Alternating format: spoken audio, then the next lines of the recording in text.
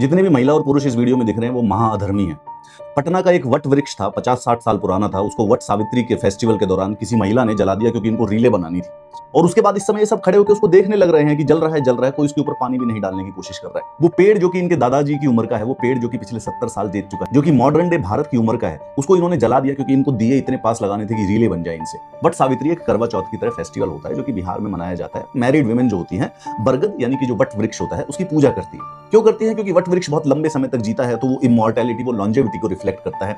उसी प्रकार से उसकी रूट्स बहुत डीप होती हैं, तो यही जो क्वालिटीज हैं वो अपने पति में मिल जाए, तो उसके लिए वट वृक्ष की पूजा करी जाती है। अब इस वीडियो में जितनी भी महिलाएं यहाँ पे पूजा करने आई थी, इन सबने इस वट वृक्ष को जला दिया, इस बरगद के पेड़ को जला दिया। तो मेरे हिसाब से तो लॉजिकली स्पीकिंग इन्होंने अपने पति की जो लंबी आयु थी उसको पूरा का पूरा जला दिया। अब अगर इस वीडियो के अंदर देखने वाले हर आदमी और औरत ने अपनी तरफ से एक बरगद का वृक्ष नहीं लगाया तो उनके पूरे के पूरे जीवन में परमानेंट दुख और कलेश का साया बना रहेगा।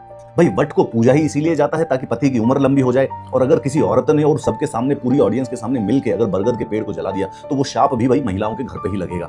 वट की अगर जिम्मेवारी है तुम्हारे पति को बचाना, तो भाई वट को अगर जला दोगे तो वट का शाप भी तुम्हारे पति को ही लगने वाला है।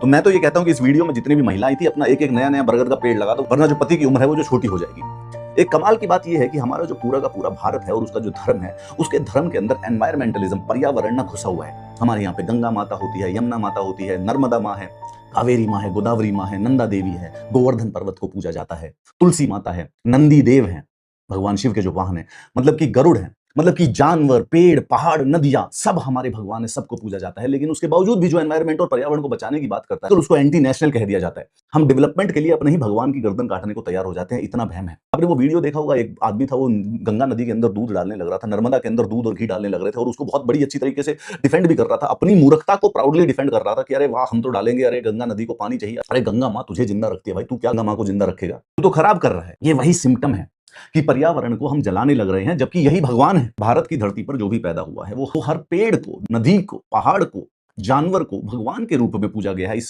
5000 सालों से। और आज हम इतने पागल हो चुके हैं अंधविश्वास के अंदर कि बस उन्हीं चीजों को जला के साफ कर रहे हैं। हमें लग रहा है कि कुछ रीलें, इंस्टाग्राम की रीलें बन जाएंगी तो उससे भगवान हमारी प्रशंसा करेंगे और हमारी इच्छा पूरी कर देंगे। शर्म की बात है। एक बात बता रहा हूं मैं, भारत की एक आदत रही है कि जब भी कोई अंधविश्वास के अगेंस्ट बात करता है तो जनता जो है उसको जरूर मार देती है। लेकिन अब बहुत हो चुका है। अगर आप चाहते हो कि हमारा देश प्रोग्रेस करे और वर्ल्ड के नंबर 1 कंट्री में आ जाए, सारे के सारे अंधविश्वास को छुड़वाना पड़ेगा। ये जो नदियां खराब कर रहे हैं, ये जो पहाड़ तोड़ रहे हैं, ये जो जंगल काट रहे हैं, ये सारा का सारा ये पाप है। ये भगवान इसकी सजा देंगे और हमें देंगे, और जब इनका प्रकोप टूटेगा ना तो ये इन सब का बदला लिया जाएगा भगवान के द्वारा। शर्म आनी चाहिए। भारत की धरती पे जन्म लेने वाला आदमी भी पर्यावरण के बारे में कुछ सोच नहीं पा रहा है, बल्कि पर्यावरण के बारे में जो बात करता है उसको कभी नक्सल बोल दो, कभी एंटी नेशनल बोल दो। भगवान का सिर ये लोग काटने लग रहे हैं। भगवान का सिर काटने को कोई मना करे तो कहते हैं कि नहीं नहीं, तुम धर्म में रुकावट डाल रहे हो। शर्म आती है इन सारे के सारे लोग।